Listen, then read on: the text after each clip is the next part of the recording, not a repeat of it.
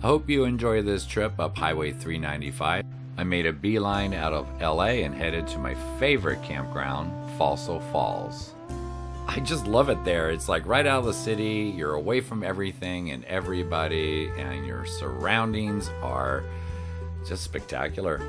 I wanted to spend the night here because just about 10 or so miles away will be my first stop, and I wanted to get there early in the morning so I can really absorb it all, to be clear-minded and prepare my brain for the education I was about to experience.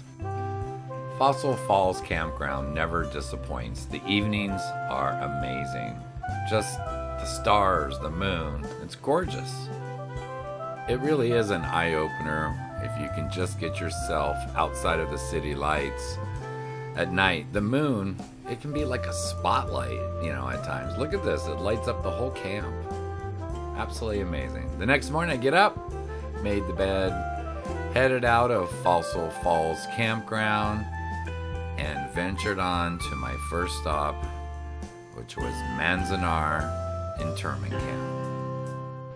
Manzanar National Historic Site is one of 10 American concentration camps scattered throughout the U.S. where more than 120,000 Japanese Americans were incarcerated during World War II. In front of the Visitor Center is plaques of each of the camps showing its population. Between March of 1942 to November of 1945, Manzanar had a population of just over 10,000.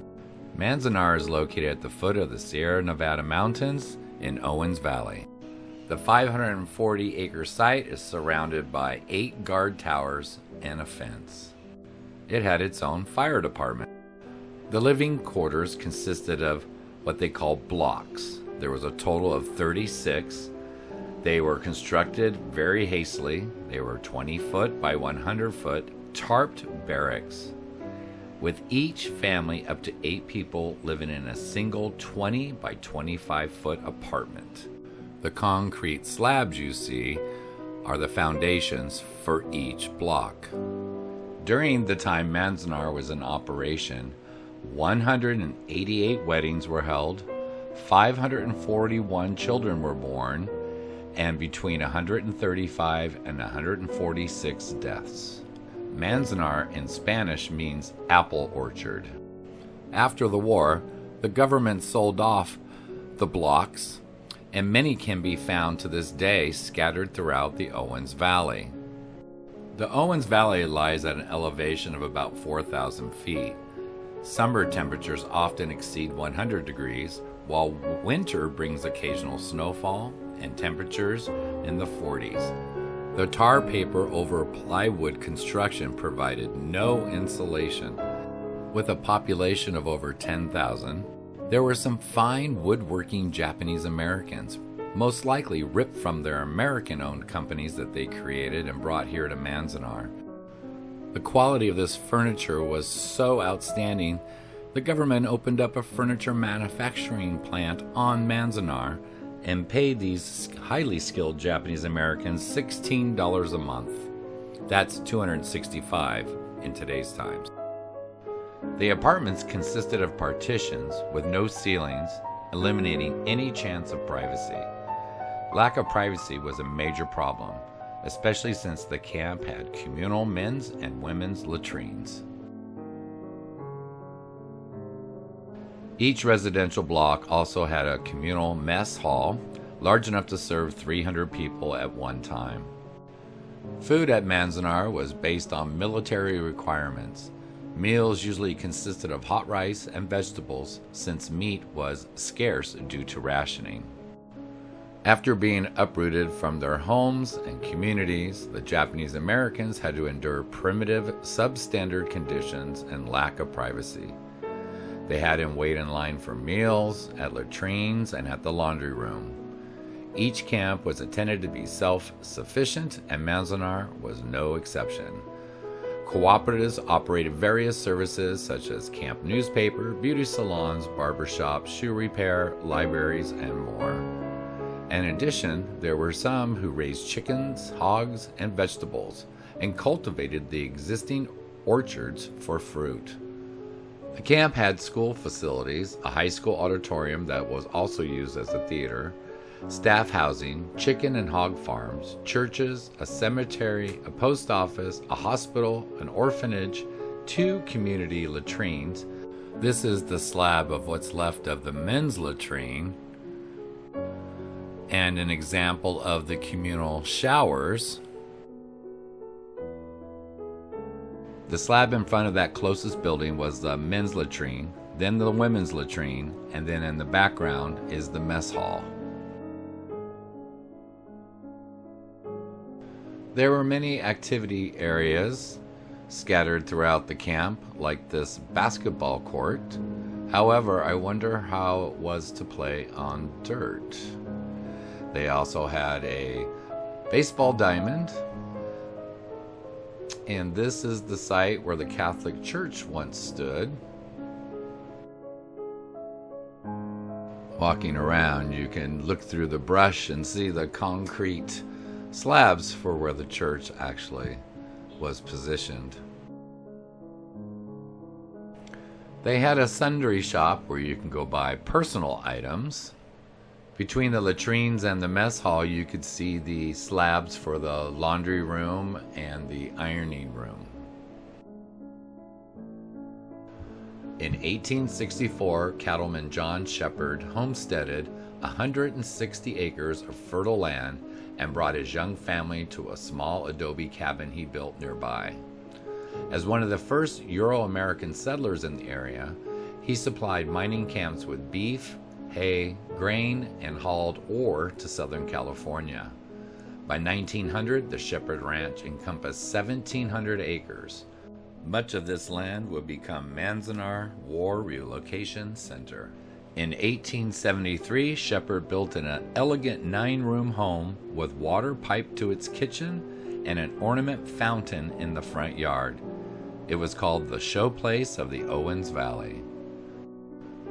In 1905, George Chaffee, an agricultural developer from Southern California, purchased Shepherd's Ranch and subdivided it. He founded the town of Manzanar in 1910, which was located along the main line of the Southern Pacific. By August 1911, the town's population was approaching 200. The company built an irrigation system over the area of 1,000 acres and planted about 20,000 fruit trees. In 1913, a 233-mile Los Angeles aqueduct was completed, thus sucking all the water from the area. The land was drying up, and by 1929, Manzanar was abandoned. The U.S. Army leased 6,200 acres from the city of L.A. for the Manzanar War Relocation Center. On the opposite side of the road from the Shepherd Ranch is Arai Fish Pond. Man, I would love to have seen this in its heyday. The national park did not know this existed. It took them until 2011 to find it and uncover it. A short walk away is Minaret Park. Minaret Park was an oasis of beauty and solitude for a crowded, confined community. The park's first name was Rose Park, then changed to Pleasure Park, and finally renamed Minaret Park in honor of the project director, Ralph Minaret.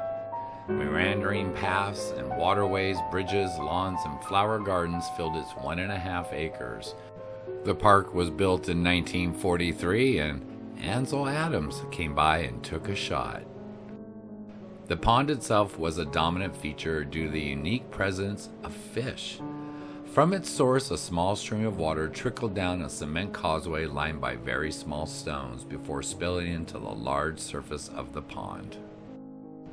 Japanese Americans and camp staff alike enjoyed Minaret Park. Once cameras were allowed, the park's beauty became a favorite backdrop for photographs of special occasions.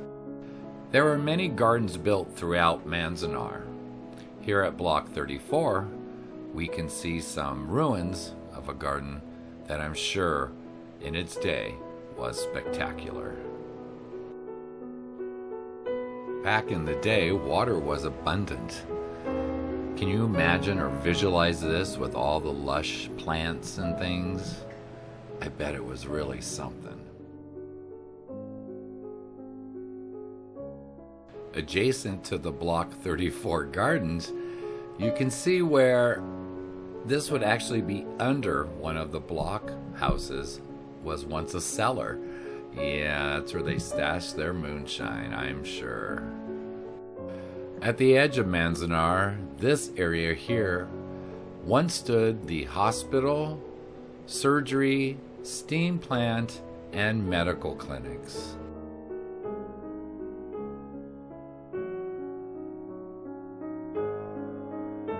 This would be your waiting area for your doctor. Even today, you can imagine how beautiful that must have been. And how convenient that the doctor's quarters were right there. Before a hospital was built, doctors in the camp faced many difficulties. This included treating patients for diseases such as measles, chickenpox, whooping cough, and diarrhea. Doctors treated the patients in the barracks, which did not include running water or heating. Once the Manzanar Hospital was built, it included a kitchen, operating room, laundry room, treatment wards, laboratories, and other facilities.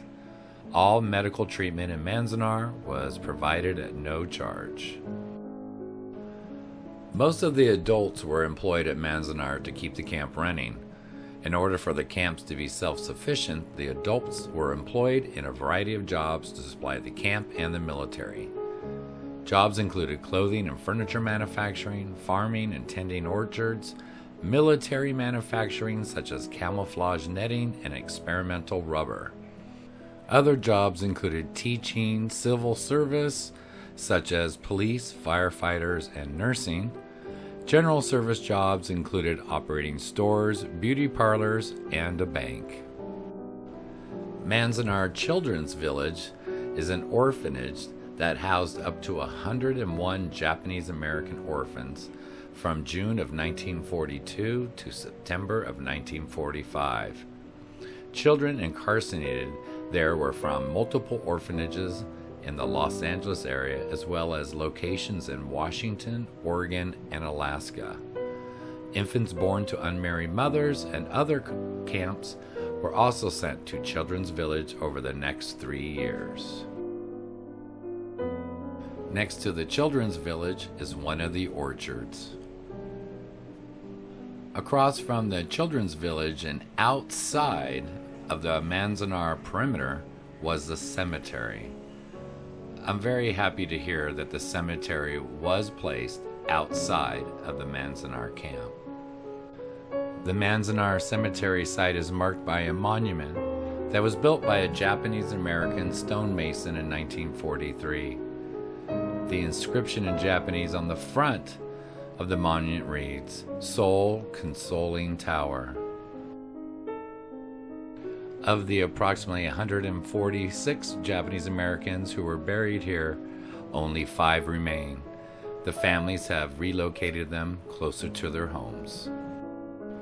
About a mile north of the cemetery, via dirt road, also located outside of the Manzanar camp boundaries, is the reservoir. This is the reservoir that fed all the water to the camp. I wondered if the reservoir still had an inflow of water. I asked the visitor center park guide and was told that the demand for the water of LA has made this reservoir completely dry for many decades. Even the rain that comes from those western Sierras never reach the reservoir. This is the location of the Buddhist temple. And here on Block 12, we have another example of some Japanese gardens. Gosh, I wish I could find photos. I scoured. There is no images of these gardens during the actual time of Manzanar. It's a shame. Manzanar is so large that there is a driving tour map It makes it very easy to drive from each spot, get out, park, and walk a short distance to see all these attractions. So let's take a look at the map. We started at the visitor center, and right near there is all the main reconstruction areas. Then headed to the baseball park, where the Catholic Church is located, up to John Shepherd Ranch, to the fish pond and Minaret Park, the medical facilities area, then to the children's village, the cemetery. I headed out to the reservoir, and now that brings us to the commercial area and the main entrance. The commercial area, as you'll see, these slabs once housed these huge buildings where they produced camouflage netting, built the furniture, and all kinds of products that they sold or the military used. This is actually the exit of the tour, but this is the entrance to Manzanar. So I kind of exited, turned around, and came back to give you a visual of what it's like when you enter Manzanar. As you pass the second guard shack entering Manzanar, up on the right is where they had the police station, the newspaper, which in fact was called the Manzanar Free Press. I wonder what was so free about it. Anyway, that was all the civil buildings and jobs on the right. On the left-hand side was the administration housing and all the military folks and where they all lived. And by the looks of it, they have much better layout and better conditions. In fact, you can actually see the steps up to their barracks still in place. If you ever plan to visit Manzanar, I'd give yourself at least a half a day or more. I mean, you could just zip through it, but to stop, get out of the car, and then use your map and walk to all the different locations, it's worth seeing, and the education that goes behind it is pretty fascinating. It's upsetting, actually, but it is what it is.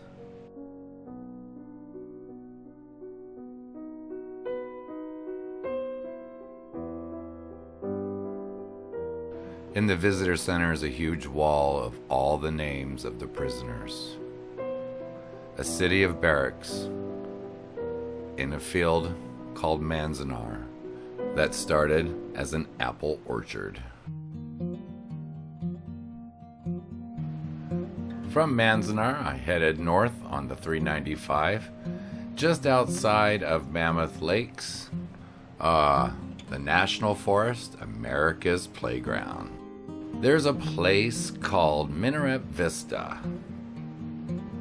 The Minarets are a series of jagged peaks located at the Ritter Range, a sub-range of the Sierra Nevada mountains. They're easily viewed from Minaret Summit, Vista Point. Keep your eyes at the very tip-top of this mountain range. You'll see the sharp, jagged edge of all the rocks sticking out. That there is the Minarets.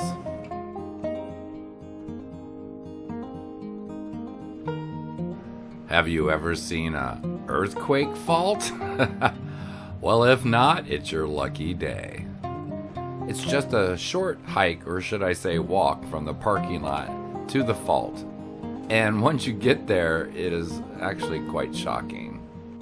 I'm not sure how to describe it other than a huge gash going through the forest. And you can walk along this apparently for miles. Trying to poke the camera down, you can get a glimpse of how deep this goes. I mean, it's just amazing. And the trees just collapse into it after every earthquake. It's fascinating.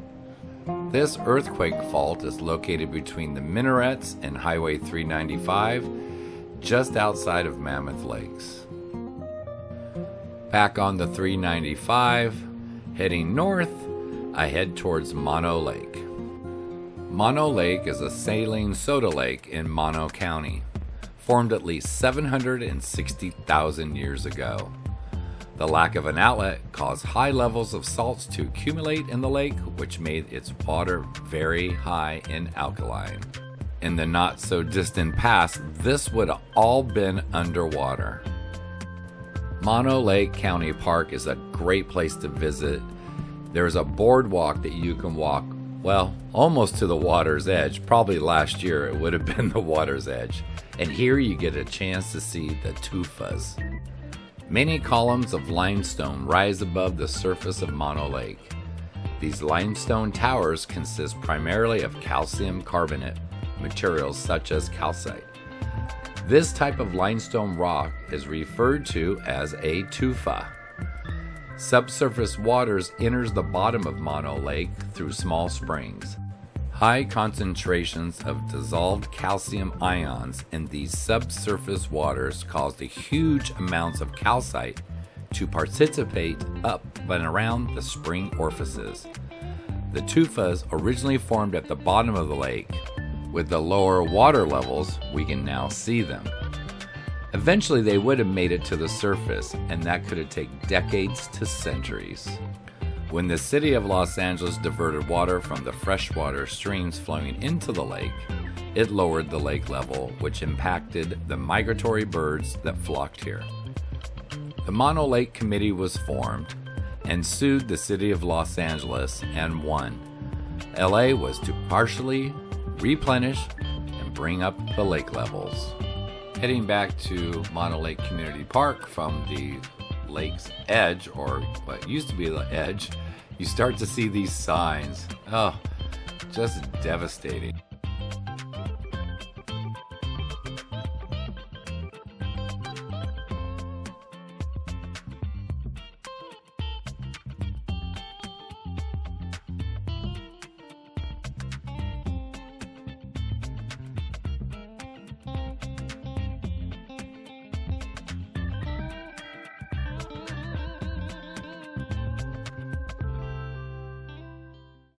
Leaving Mono Lake, I head to Bodie Ghost Town.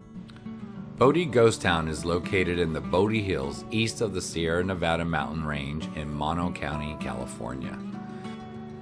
It's about 70 miles southeast of Lake Tahoe and 12 miles southwest of Bridgeport at an elevation of 8,379 feet. It's a cool drive from the 395, however, the last 3 miles is a dirt road. It's not bad, any car can make it, it's just really bumpy, there's a lot of riffles. Bodie became a boom town in 1876 after the discovery of a profitable line of gold. 3 years later, in 1879, its population was between 7,000 to 10,000 people. During the boom, there was around 2,000 buildings. Over the years, between 1860 and 1941, Bodie's mines produced gold and silver valued at an estimate of $34 million. In today's terms, that would be over $85 million. I arrived at the state park early in the morning and decided to break out the new Genesis Base Camp stove and make myself some breakfast. Boy, is it nice having a double burner. While eating my breakfast, I started to look around and really pay attention. And above the town, if you look closely, you'll see a bunch of little tailings piles. It looked like they had many mines along the ridges above the city where they were looking or extracting for gold. Bodie Ghost Town was officially established as a Bodie State Historical Park in 1962. It receives about 200,000 visitors a year. Bodie's Cemetery is located on the outskirts of town, and there's also a nearby mortuary. It's the only building in the town built of red brick, 3 courses thick, most likely for insulation to keep the air temperature steady during the cold winters and hot summers. As with other remote mining towns, Bodie had a popular, though clandestine, red light district on the north end of town. The legend of Rosa May, a prostitute, who in style of Florence Nightingale came to the aid of the town menfolk when a serious epidemic struck the town at the height of its boom. She is credited with giving life-saving care to many, but after she died, she was buried outside the cemetery fence. The discovery of gold in 1859 by a group of prospectors headed up by W.S. Bodie, spelled B-O-D-E-Y. Not soon after the discovery, unfortunately, he died in a blizzard the following November while making a supply trip to Monroeville, near present-day Mono City, never getting to see the rise of the town that was named after him. A painter in the nearby town of Aurora lettered a sign, Bodie Stables, spelling it B-O-D-I-E, and hence the name we hear today. In 1882, residents built the Methodist Church, which still stands today, and a Roman Catholic church that burned in 1928. In 1892, the Standard Company, which is the company who owned all the mines and the town, built its own hydroelectric plant approximately 13 miles away at Dynamo Pond. The plant developed a maximum of 30 horsepower and 97 kilowatts. This pioneering installation marked the county's first transmission of electricity over a long distance. As a bustling gold mining center, Bodie had the amenities of larger towns. The Wells Fargo Bank still stands, well, partially. The vault does anyhow. The rest of the bank burnt down. There were 4 voluntary fire departments. This is the only one that's left standing in town. Bodie also had a brass band, a railroad, several daily newspapers, and a jail. Here is the General Mercantile with everything still left inside. This is crazy.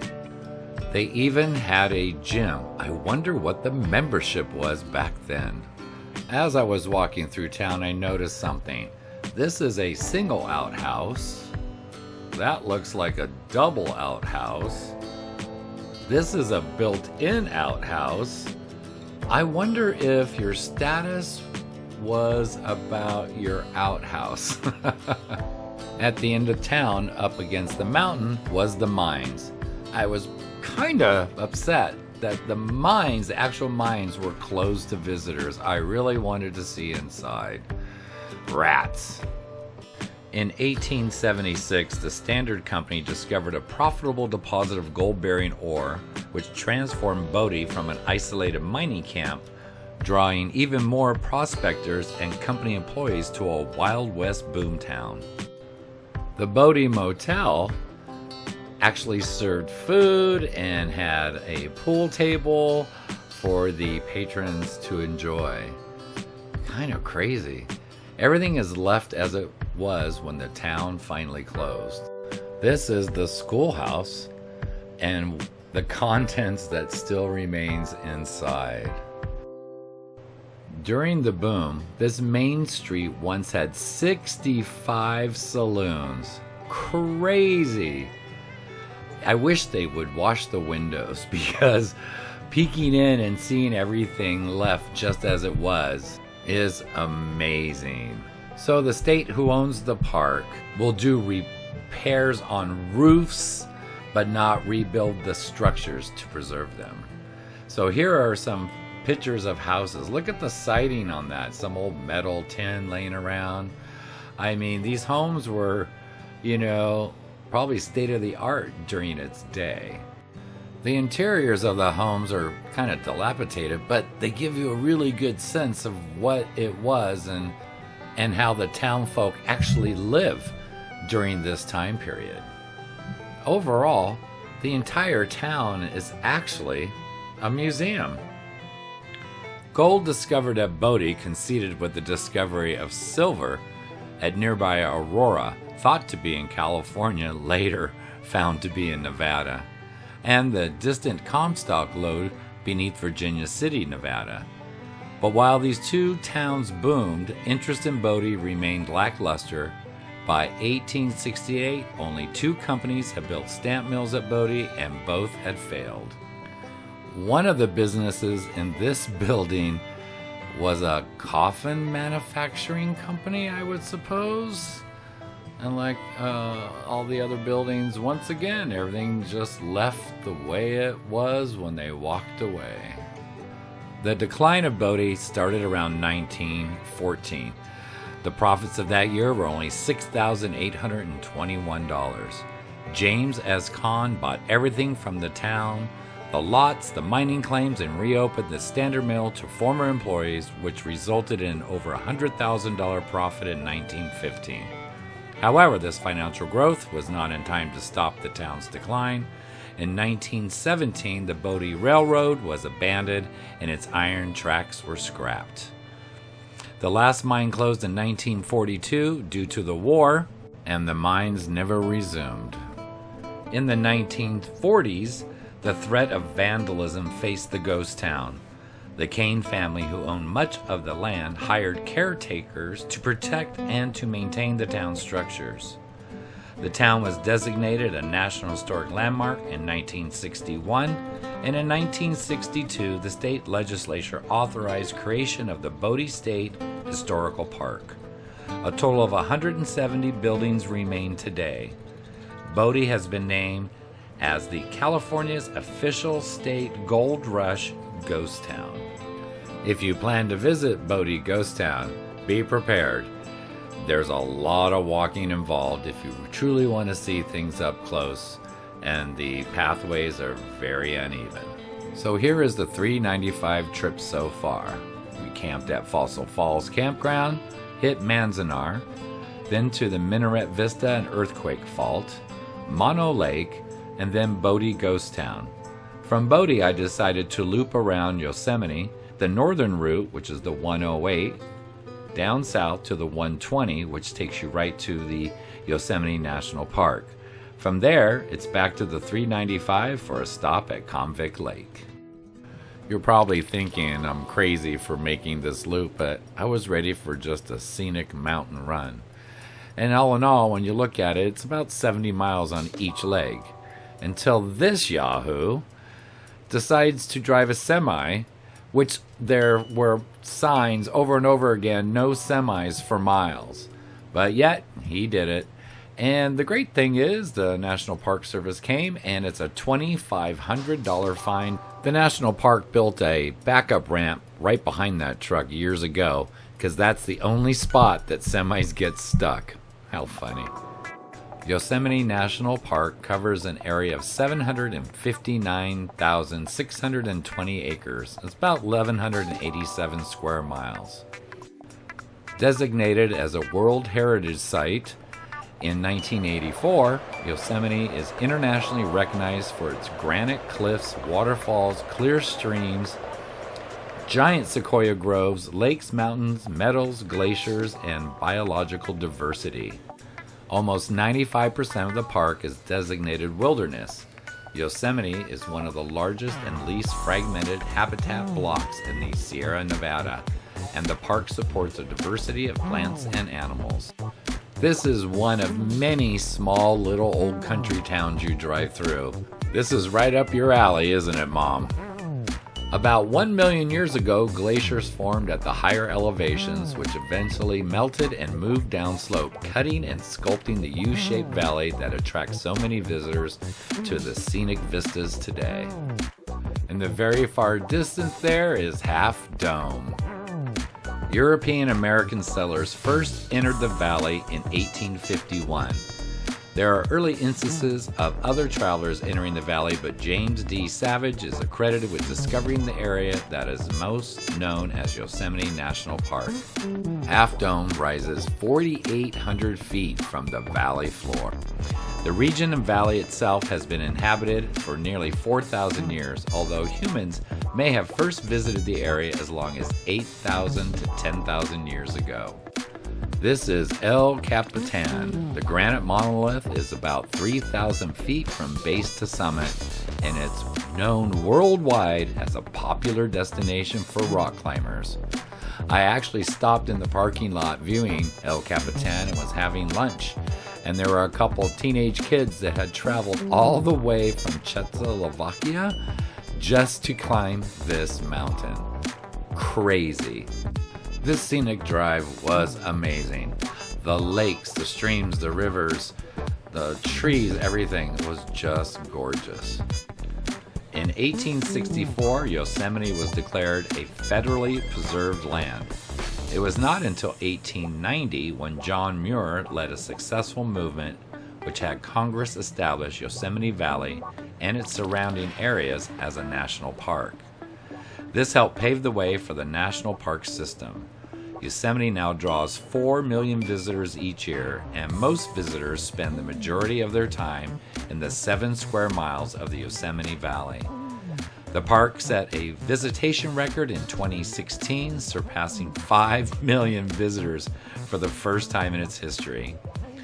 The park began requiring reservations to access the park during peak periods starting in 2020 as a response to the rise in visitors.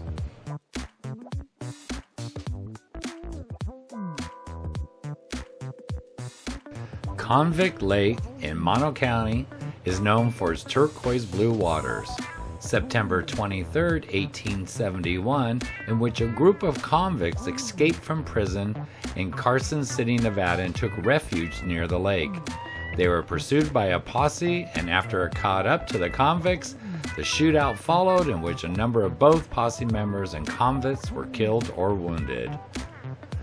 The remaining convicts who survived initially escaped, were eventually captured to be taken back to prison, but were lynched instead. And there you have it. And what a beautiful night it was. Thank you for joining me on this trip up to 395. And as always, love you, Mom.